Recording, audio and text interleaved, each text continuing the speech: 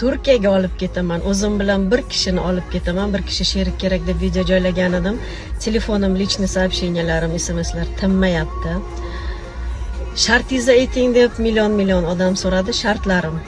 Birinchi shartim yoshi 35-45 yosh orasi bo'lgan inson. Albatta ichmaydigan, chekmaydigan, imkon qadar желательно sportivного телосложения. Sababi va xorijga ko'p chiqqan. Ayniqsa men yuradigan marshrut O'zbekiston, Qozog'iston, Rossiya, Gruziya, Turkiya shu yo'nalishda yurgan inson bo'lsa, undan-da a'lo bo'lardi. Ichmaydigan, chekmaydigan deganim, ichadigan odam meni bezovta qiladi, chekadigan odam meni bezovta qiladi. Unaqa sherik kerak emas.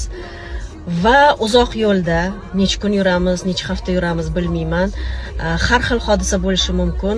Meni ham, o'zini ham himoya qiladigan bitta mard sherik kerak. Hozircha 3 ta kandidat bor.